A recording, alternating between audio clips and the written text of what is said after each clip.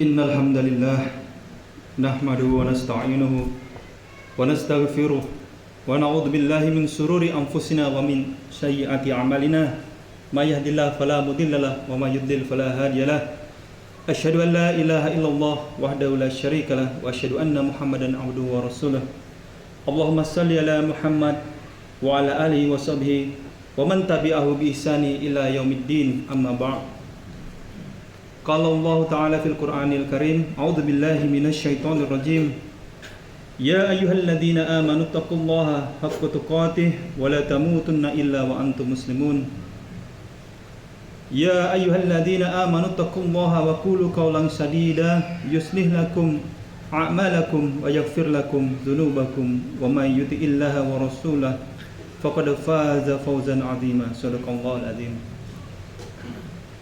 Jamaah Jumat yang dirahmati Allah, marilah bersama-sama kita panjatkan puji syukur kehadirat Allah Subhanahu wa taala atas segala limpahan rahmat, taufik dan hidayahnya, sehingga kita mampu untuk melangkahkan kaki kita melaksanakan ibadah sholat Jumat pada hari ini di mushola kita yang tercinta ini. Marilah kita bersyukur atas nikmat kesehatan dan keselamatan, sehingga kita masih bisa menghirup udara dengan enak, dengan segar di saat mungkin ada beberapa saudara kita, kerabat kita yang telah mendahului kita. Sebagai wujud rasa syukur, marilah kita memperbanyak amalan perbuatan baik dan kita jauhi segala larangan yang telah tertulis dan tertuang di dalam Al-Quran Al-Karim, atau larangan yang telah disampaikan oleh baginda Muhammad SAW, yang mana itu disebut dengan takwa. Tak lupa salawat dan salam kepada Nabi kita, junjungan kita Muhammad SAW. Semoga kita termasuk kaum atau kalangan yang mendapat syafaat dari beliau di yaumil akhir kelak. Amin ya rabbal alamin. Saat ini kita telah masuk kepada penghujung zaman. Jadi semakin hari sebenarnya kita semakin mendekati akhir zaman. Banyak nubuat atau prediksi-prediksi dari Rasulullah yang menjadi kenyataan, yang sebelumnya orang mempertanyakan, namun ternyata akhirnya menjadi kejadian. Salah satu hal yang saat ini mungkin telah terjadi dan mungkin menjadi tantangan bagi kita semua adalah jumlah umat muslim yang banyak, namun kita seperti buih, yang mana buih ini ketika kita tiup dia gampang tercerai-berai. Itu adalah kondisi umat akhir zaman. Jumlahnya banyak namun lemah.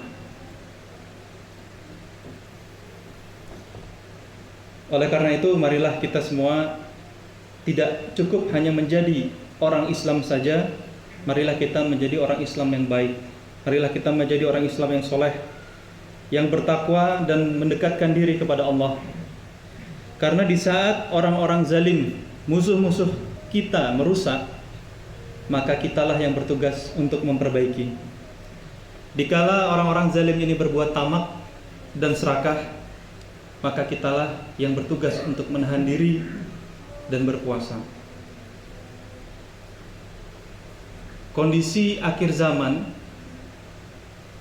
ini betul-betul parah sekali.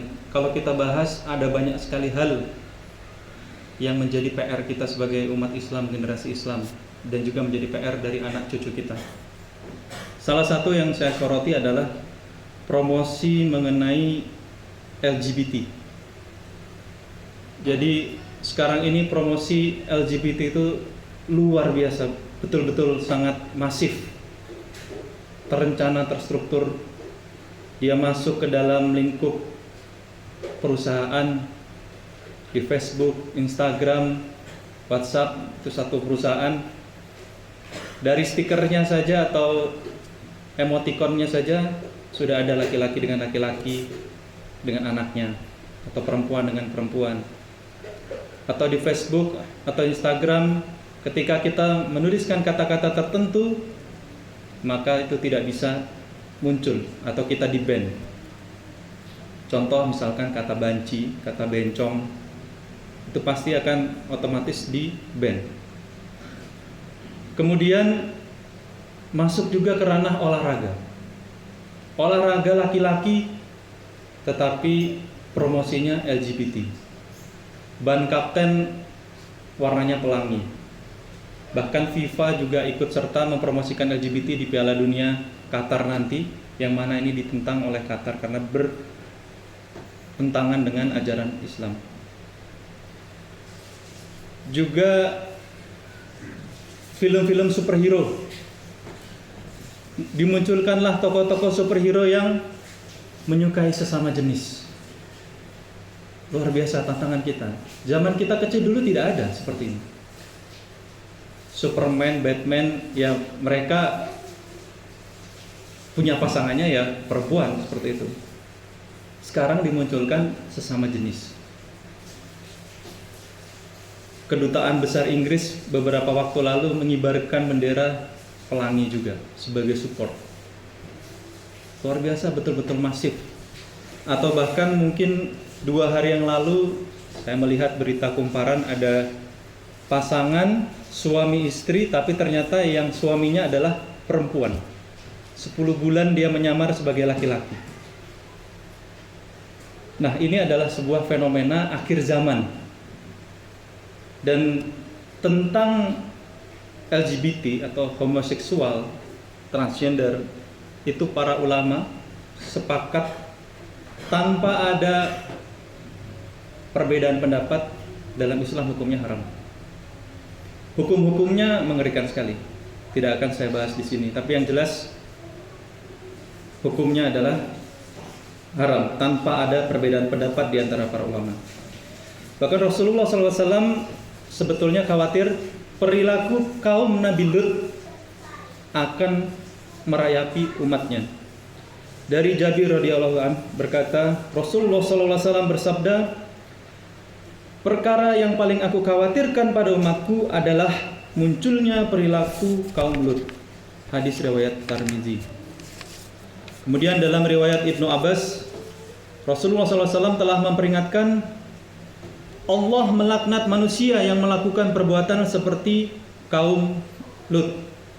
Allah melaknat manusia yang melakukan perbuatan seperti kaum Lut. Allah melaknat manusia yang melakukan perbuatan seperti kaum Lut, diulangi 3 kali. Di dalam konteks seperti ini, dalam Islam, dalam agama kita, kalau diulang sampai 3 kali itu menunjukkan pentingnya hal ini. 3 kali disebutkan Allah melaknat perilaku seperti kaum Nabi Lut. Anda bertentangan dengan itu, Anda menentang Allah.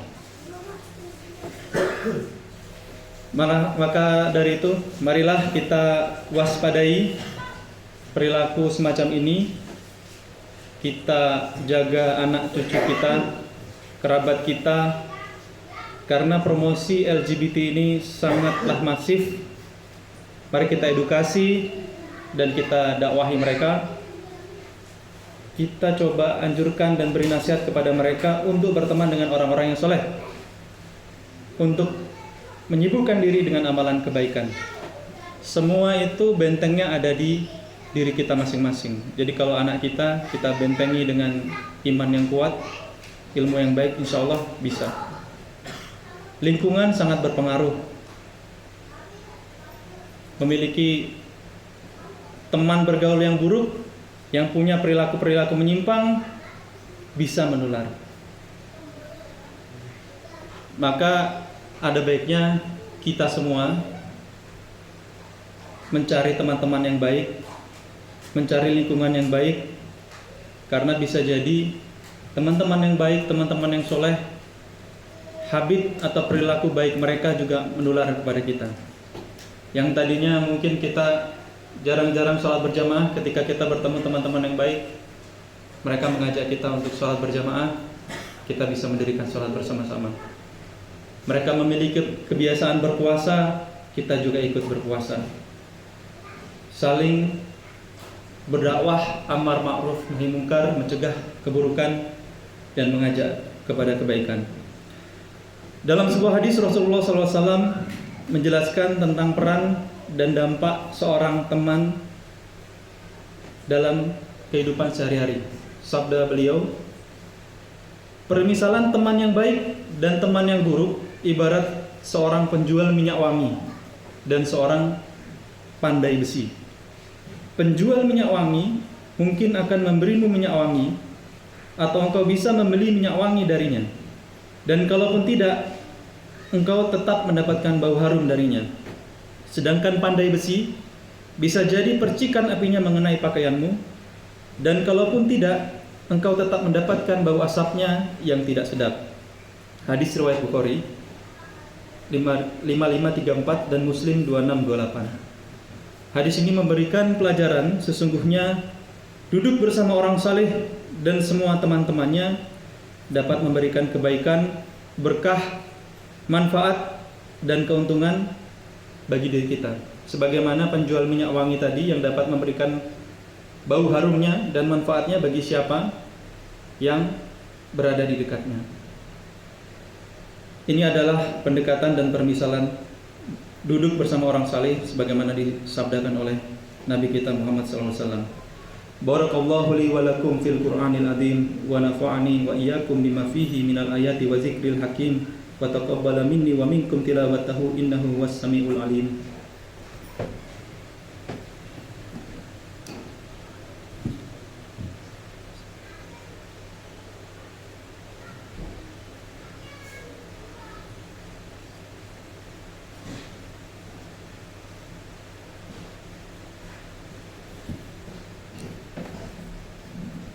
Alhamdulillah wa syukurillah wa la hawla wa la quwata illa billah wassalatu wassalamu ala rasulillah nabiyyina Muhammad wa ala alihi wa sahbihi wa mawalah. Asyhadu an la ilaha illallah wahdahu la syarikalah wa asyhadu anna Muhammadan abduhu wa rasuluh la nabiyya ba'dah. Amma ba'd, fa ya ibadallah ittaqullaha haqqa tuqatih faqad fazal muttaqun. Dalam khutbah kedua ini saya akan melanjutkan penjelasan mengenai hadis tadi. Marilah kita bersahabat dengan orang-orang yang soleh, karena itu adalah sebuah nikmat yang besar. Sahabat Umar bin Khattab berkata, tidaklah seseorang diberikan kenikmatan setelah Islam yang lebih baik daripada kenikmatan memiliki saudara sesama muslim yang soleh. Apabila engkau dapati salah seorang sahabat yang saleh, maka peganglah dia erat-erat. Banyaknya kenangan dalam ketaatan merupakan langkah bersama yang akan menjadi hujah atau alasan saling bertanya keberadaan kita di surga. Tanyakanlah jika engkau tidak menjumpaiku di surga. Ibnu Zawji berkata kepada sahabat-sahabatnya, jika kalian tidak menemukan aku di surga, maka tanyakanlah tentang aku kepada Allah. Ucapkan, wahai Rabb kami, hambamu fulan, dulu dia pernah mengingatkan kami untuk mengingat engkau. Hasan al-Basri berkata, perbanyaklah berteman dengan orang-orang yang beriman, karena mereka memiliki syafaat pada hari kiamat. Dalam hadis Nabi Muhammad SAW bersabda, setelah orang-orang mukmin itu dibebaskan dari neraka, demi Allah, zat yang jiwaku berada di tangannya, sungguh kalian begitu gigih dalam memohon kepada Allah untuk memperjuangkan hak untuk saudara-saudaranya yang berada di dalam neraka pada hari kiamat. Mereka memohon, wahai Tuhan kami, mereka itu yang tinggal di neraka pernah berpuasa bersama kami, sholat dan juga haji. Lalu dijawab, keluarkanlah dari neraka orang-orang yang kalian kenal.